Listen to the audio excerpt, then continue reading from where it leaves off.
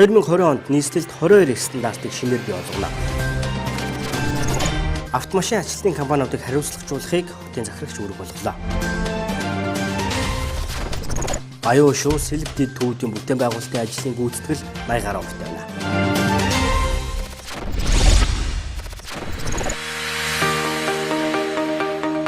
Орчин үед дэлхийн том хотууд олон давхар орон сууц бүтээн байгуулалт гэхээс илүүтэй хотын иргэдэд тав тухтай амьдрах боломжоор хангахыг чухалчилдаг болсон.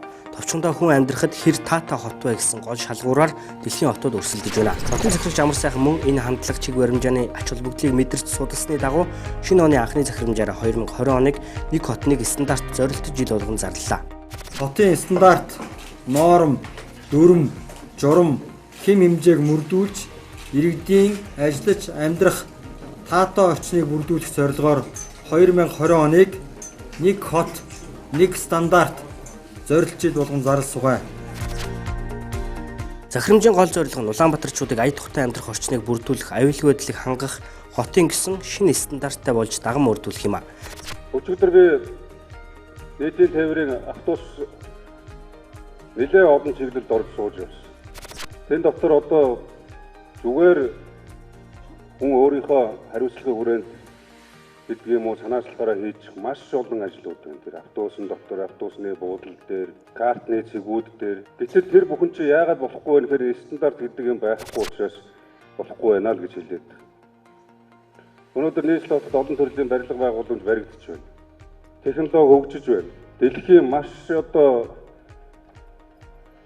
хөгжингүү асар олон хотууд аль хэдийн ухаалаг статус руугаа шилжчихсэн явж. Тэгэхэд бид нар өнөөдөр ямар төвшөнд байна вэ гэдгээ нэг харах гашуун үнэн бод нөхцөл байдалтайгаа нэг эвлэрэх цаг нь болцоод байгаа үг нь. Бидний эргэн тойронд орчинд маань байнга л нэг эрсдэлтэй орчин эрсдэлтэй орчнууд бүрдцэгсэн байж гин. Одоо ингээл харахад хашаа хүүхдийн тоглоомын талбай гэдэг аюултай орчин бүрдчихсэн эргэн тойронд байна дүүр эрсдэлтэй орчин. Тэгээ энэ хоёрыг ингээд судалгаагаар ингээд хараад үзэхдээ зэрэг яалтчгүй стандарт гэдэг имийг стандартыг яг газар дээрээ мөрдөх хэрэгжилтийн хангуулах ажиллагаа бол маш сул байна, хяналт сул байна гэдэг нь харагдаад ирж байна. Нэг хот нэг стандарт зорилт жилийн хүрээнд 2020 онд 22 стандартыг шинээр бий болгож хотын хэмжээнд мөрдүүлэхээр төлөвлөж байна. Үүний үр дүнд нийслэлийг стандарттай хот болгох юм. Сургуулийн орчны хашаа, одоо сургуулийн талбайн хашаа, загсны талбай гэдэг одоо явган хүний замын хашааны хашлага автозамын нөгөө тусгаарлах хашаа гэдэг энэ олон хашаануудын стандарт гэдэг нь үнэхээр бас алдагдсан байна. Дээрээс нь энэ нь бас аюултай нөхцөл байдлуудыг үүсгэж байгаа яг нэг. Нийслэлчүүдийн хамгийн ихээр гаргадаг гомдол санал болсон орчны тогтчлт, аюулгүй байдал, явган хүний зам, хашаа хайс, хүүхдийн тоглоомын талбай, барилга байгууламжийн аюулгүй байдал энэ бүхнийг стандарттай болгож мөрдүүлэх юм. Хамгийн сүүлийн мэдээллээр нийслэлийн хэмжээнд 379 байгууллагын хашаа хайс стандартын дагуу бас эрсдэлтэй нөхцөл байдалтай байгааг тогтоожээ. Мөн нийслэлд 300 гаруй хүүхдийн тоглоомын талбай стандартын бус гэж дүгнэгджээ.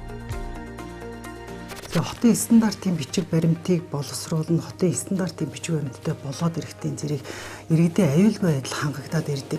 Стандартыг нэвтрүүлээд эхлэхтэн зэрэг ажлын давхар алга болдог, ажлын бүтээмж дээшилдэг. Тэгээд бүтээмж дээшлээд ажлын давхар алга болоод ирэхтэн зэрэг бүтээгдэхүүн чанартай гарнаа л гэж ойлгох хэрэгтэй. Энэ стандарт гэдэг зүйл байхгүй явж ирсэн учраас байгаа бичиг баримтыг бодлогын хэмжээнд хэрэгжүүлдэг тийм арга барил нь хэвшээгүй явж ирсэн учраас өнөөдөр хот эмх замбраагүй, цэгцгүй,ог навш орж дийлэхгүй, нийтийн тээврэнч одоо шаардлага хангахгүй, барилга байгууламж нь одоо элдв янзын ирээвэр хураавар чанаргүй болсон юм байж. Тийм учраас энэ 20 оныг бид нэгдүгээр стандарттай хотын одоо жил кампанид ажил болгоно. Хоёрдугаарт энэ хот цаашаа стандарт буюу энэ дэлхийн нийтийн чанарын хилээр одоо ажил амьдралаа явуулдаг болохгүй болвол энэ хот цаашаа ингэж явах ямар ч юм боломжгүй байна. Хот төлөвлөлтөөсөө эхлээд хотын дизайн ямар байх юм, хотын өнгө үзэмж ямар байх юм, барилга байгууламжийн норм дүрм ямар байх юм, дээрээс нь хашаа одоо хайс нь ямар байх ингээд алхаж байгаа гიშгэж байгаа газар болгон энэ одоо стандартыг мөрдөхгүй болвол бидний өнгөрсөн хугацаанд туулж ирсэн өндөр бэрхшээл асуудал бол ерөөс тасрахгүй явж байгаа. Тийм учраас бүх одоо шатнд энийг хэрэгжүүлэн эхний стандартууд гараад ирсэн мөрдүүлнэ. Аж ахуй нэгжүүдэд бас одоо оролцуулна, иргэдэд оролцуулна. Стандарт нь хотуудын амьдралын бүх салаам өчирт чухал хэм хэмжээг бий болох үр ашигтай. Тиймээс энэ ажилдаа эзэн байж нийтийн эрх ашигыг хангах, үндсэн үүргээ нэр төртөө биелүүлж ажиллахыг нийслэлийн удирдах ажилтны шуурхай зөвлөгөөний үеэр хотын захирагч анхаарууллаа. Хотын захирагчийн гаргасан захирамжийг Улаанбаатарчууд дэмжиж байна. Харин гаргасан дүрм журам стандартыг мөрдүүлэхэд маш сайн анхаарч хяналт тавьж ажиллахыг хотын даргад захилаа. Тэгвэл харин зүгээр юм шүү. Дэмжиж байна. Ер нь бол зөв санаа гэж бодож байна. Тэгээ стандарт байх нь зөв л гэж харж л та.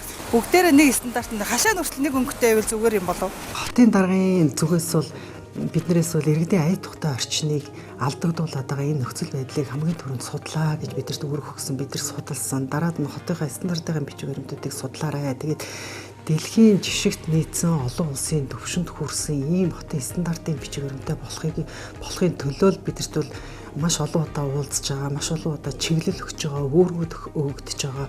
Тэгээд тэр үүрэг дотор бол яалтчгүй хотын стандартын бичиг баримтыг зохицоор нь гаргаж ирэх л ийм чиглэл өгч байгаа бидэрт. Саяхан нийслэл Улаанбаатар хот үүсэн байгуулагдсны 380 жилийн ой тохиосон хотын захирагч хотын хөгжил өөрчлөлт шинжилтийг иргэдийн оролцоогүйгээр төсөөлөх аргагүй гэдгийг цохон тэмдэглэсэн байдаг. Тиймээс нэг хот нэг стандарт зорилт жилийн үр дүн Улаанбаатарчуудын дэмжлэг хандлага, төрийн албаа агчдын сэтгэл зүтгэлээс их ихэн хамаарах юм а.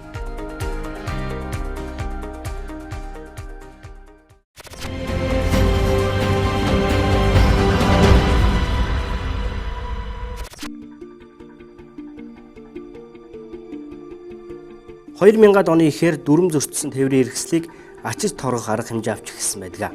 Дэлхийн хотуудын жишгээр энэ төрлийн арга хэмжээ эхэндээ хил ам шүүмжлэл дагуулсан ч өнөөдрийн хүртэл боловсронгуй болох санал санаачлаг иргэдийн дунд байсаар байна. Тэгвэл хотын захирагч ачлалтын компаниудыг хариуцлагажуулах тухай хөндөж байна. Автомашин ачдаг компаниудын үйл ажиллагааг цэгцлэх үүргийг өглөө. Хотын сүрх дарга энэ автомашин ачдаг компаниудын үйл ажиллагаа жоохон цэгцэл. Тэгээ мэдээж одоо тавихгүй газар тавиад парклахгүй газар парклцсан бол энийг ачаад явах нь зөв. Эзэн байгаа машин байгаагаад одоо зориултын газар тавьсан газар анжаагаад сахижаагаад тойрчоод илээ шиш үрээд явдаг ийм ачлалтын компаниудтай хариуцлага тооц. Тэр үүрэг даалгаврыг өгч дээрээс нь дүрм журамд нь өөрчлөлт оруулах ажлыг зохион байгуулах шүү. Хотын захирагчийн үүрэг болгосны дагуу нийслэлийн засаг даргын зам тээврийн асуудал хариуцсан төслүүдийн удирдагч хотхон сүхээр ахлуулсан ажлын хэсэг замын хөдөлгөөн удирдлагын төвийн ачиж журамлах албанд хяналт шалгалт хийлээ. 19 компани явуулж байгаа 4 компани бол гэрээг нь цуцлсан байж байгаа. За яагаад цуцлсан бэ гэхээр сүүлийн үед бол энэ ачлалтын компани бол бизнесийн хэлбэр рүү бол ороод байна. Машин дотор нь хүүхдтэй байхад ачаа явцдаг. Мөн эзэн гараад ирсэн байхад ачаа цухтаадаг. За ачиж явж явах хугацаанд дахиад иргэдийн машиныг сэвтээдэг, гэмтээдэг гэх мэтлэнгийн энэ зөндөө олон энэ асуудлууд бол нийгмийн сүлжээгээр ч тавигдсан байгаа. Баримттайгаа энэ зүйлүүд маш олон байгаа. Машин ачлалт компани ажилчдтай холбоотой санал гомдол буурахгүй байгаагийн дээр тээврийн цагдаагийн албанд ирдэг гомдол саналын 80% зөвхөн машин ачлалтай холбоотой байдаг байна. Дэлгүүр орчоод гараад ирдэг, эсвэл ажил руугаа орчоод гараад ирдэг. Төр хугацаанд ямар нэгэн байдлаар зогсолт хийгээд гараад ирсэн байгаад машиныг аваа явчихдаг, ачаа явчихдаг. Хулгай авцсан юм уу, хэн аваа явцсан, мэдэгддэггүй, хааш нь аваа явцсан гэдэг ерөөсөө мэдэгддэг байсан. За өчигдөр ажлын хэсэг газар дээр нь очиж ажиллаад мессеж ирдэг болсон. Хотод амьдарч байгаа биегээс бид рүү шилжих ёстой. Нэгдүгээр эгнээнд орхичоо явждаг асуудлууд бас гардаг. Нэгдүгээр эгнээнд орхичоо явж байгаа цаан чинь онцгой байдал, галын машин, түргэний тэрэг гэх мэтлэн хүний амь нас одоо энэ дэр хүртэл ирсэн тохиолдол гарч байгаа. Тийм учраас иргэд маань бол дөрмөнд баримталж ажиллах байх ёстой. Зорчигч нар бол мөн дээр нь энэ ачлалтын компаниуд бизнес болохгүй. Үнэхээр одоо дүрм зөрчсөн бол ямар үндслээр хаанаас очиж авахын энэ зүйлүүдийг нь бол хэлж ярьж энэ дүрм журмыг нь бол сахиулж байгаа. Мөн хоёр дахь том асуудал бол нөөтийн баримт өгдөг гэдэг ийм асуудлууд гардаг. Нөөтийн баримтыг бол бас өгөөд эхэлсэн гэдгийг бол хэлхэн зүйтэй байна. Заавал жолоочд нь мэдэгдчихэж тийм зүйлийг, тийм үйлдэл хийх хэрэгтэй гэдэг нотын дараа бас ярьсан байсан шүү дээ. Жолоочдоос бас их шалтгааллах байх л та. Мэдээж машина мэдээж боломжийн газар найдвартай байрлуулах хэрэгтэй. Хэрэгтэй шүү дээ. Тэгэхгүй бол чи хаашаа яасан мэддэхгүй бол бас нэг бодлоо учир дутагдaltaй л та. Машин дотор байгаа хүнтэй нь ачиж гин. Эзэнт нь мэддэхгүй ачиж гин. цагдаа албаны хүмүүстэй тохиролцоод хууль бусаар бас ачиж гин гэдэг айгүй олон одоо тийм юунууд байгаа. Сөрөг үзэгдлүүд байгаа аахгүй юу. Тэгээ энэ болгоныг одоо засаж байгаа ийм шийдвэр гарсанд бол баяртай байна. Уг нь бол жолооч дүрм зөрчихгүй байх үүрэгтэй. Хэрвээ дүрм зөрчсөн бол зохиох хариуцлага хүлээх нь шудраг ёсонд нийцнэ. За харин хариуцлага хүлээх арга механизм хэн бүхэнд ойлгомжтой, ил тод нээлттэй байх ёстой гэж хотын захирагч үзэж байна.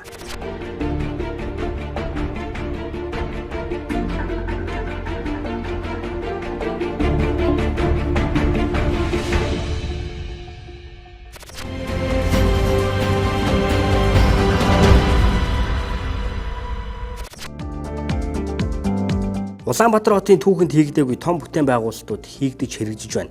Нэг төвтэй хотоос олон төвтэй хот болгож Улаанбаатарыг хөгжүүлэх санаачлаг хотын даргын 2016-аас 2020 оны мөрийн хөтөлбөрт туссан гэр орооллыг хөгжүүлэх хөрөнгө оруулалтыг дэмжих хөтөлбөр төсөл юм а. Энэ хүрээнд нийслэлд иж бүрэн 6 дэд төв байгуулж товчхондоо гэр хороололд инженерийн хувьсгал хийгдэх ажил хэрэгжиж байна. Хүссэн үсээгүй дэлхийн нийтэд хөл нийлүүлж байгаа учраас Улаанбаатар хотод ялангуяа гэр хорооллыг орон сууцчлуулах суурь нөхцөлийг бүрдүүлэхээс гарахгүй. Тэгжээж бид нар одоо нөгөө ярьдаг баруунжих гэдэг хотчих гэдэг энэ процесс руу орно. Тэгэхээр бидний хувьд бол яг энэ төслийн хувьд энэ гэр хороолд гарч байгаа асуудлуудыг шийдэх. За нэгдүгээрт орон сууцчлуулах суурь нөхцөлийг бүрдүүлэх. Улаанбаатар хот 4 уулын голд байдаг өвөрмөц байгалийн тогтцтой. Тиймээс төвлөрлийг сааруулах зайлшгүй шаардлагатай байгаа юм а. Өнөөдөр энэ ажил амжилттай хэрэгжиж төслийн эхний шат ашиглалтанд ороход ойртсон байна. Төслийн эхний шат болох Баян Ушуу Сэлб дэд төвүүдийн бүтээн байгуулалтын ажлын гүйцэтгэл 80% байна. 11 сард бид нар Баян Ушуу дэд төвийн 1000 м3-ийн усан санг ашиглалтанд өглөө. Дээрээс нь Баян Ушуу дэд төв маань бол төвлөрсөн дулаанд холбогдлоо. За үүнтэй холбоотойгоор бид нар хилчээ хорооллыг төвлөрсөн дулаанд холболоо. За хилчээ хороолол нь бол жилдээ нэг нийслэлийн төсвөөс 500-аас тэрбум төгрөгийг татаас авдаг байсан. Энэ татаас бол байхгүй болж байна. Тэгэхээр Сэлб дэд төвдөр бол бид нар дулаан хангамжийн хувьд бол бие даасан их үүсвэр буюу 26.6 киловаттын дулааны станц барьж байгаа. Тэгэхээр ер нь гэр хороолоод анхан удаа одоо энэ бие даасан том их үүсвэр бий болж байгаа. Энэтэй холбоотойгоор бол одоо дулаан хангамж нь бол хангагдчихж байгаа. За мөн ялгаагүй 35 дэд станц усан сан баригдаж байгаа. За мөн энэтэй уялдаад 3 гүүр баригдаж байгаа. За мөн одоо анх удаа гэр хороолд энэ үерийн далангийн дагуух тогтчлтын ажил, ногоон байгууламжийн ажил хийгдэж байгаа. Тэгэхээр одоо гэр хороолд амьдарч байгаа иргэдийн аюулгүй орчинд одоо амьдрахын нөхцөл нь бол бүрдэж байгаа юм аа. Төсөл 10 жилийн хугацаанд хэрэгжих төлөвлөгөөтэй. Ийхүү эхний шатаа амжилттай давхад ойрхон болсон. Цаашдаж Дамд арчаа Дэнжимэн дэд төв, Шараа толгой дэд төвүүдийн бүтээн байгуулалтын ажлыг хийж гүйцэтгэх юм. Үүний үр дүнд нийслэл инженерийн дэд бүтцтэй холбогдсон орчин үеийн шийдэл бүхий 6 дэд төвтэй уснаар гэр орооллыг орон сууцчлуулах инженерийн суурь нөхцөл хангагдах юм а. Нийслэлчүүдийн амьдрах орчинд өөрчлөлт авчрах энэхүү төслийн багийнхныг хотын захирагч хариуцлагатай сэтгэлтэй ажиллахыг сануулсаар байна. Дэлхийн нийтэд бол энэ одоо хот байгуулалтын хүрээнд зайлшгүй нэг стандарт байж нэг хот бий болдог. Тэгэхгүй бол одоо хотын одоо дүүрэг болгонд янз бүрийн стандарттай байвал тэр хот маань өөрөө эрүүл аюулгүй байх. Одоо бидний орчин байнд сайжрах гэдэг. Жишээ нь зөвхөн хүүхдийн тоглоомоор жишээлээд аваад үзэхэд бид нар одоо дэд төвдөр бас хүүхдийн тоглоом ногоон байгууламж барьж байна. Энийг л бас нэг стандарттай болгож бүх одоо хот маань нэг стандарттай болвол эн чинь өөрөө нөгөө эрүүл аюулгүй амьдрах орчны суурь нөхцөл нь болж байгаа. Хотгийнх том айл тулгымдсан асуудлыг шийдэхийн тулд судалж нийслэлчүүдийн саналыг сонсохоор цаг хугацаатай уралдан хотын захирагч ажилласаар байна.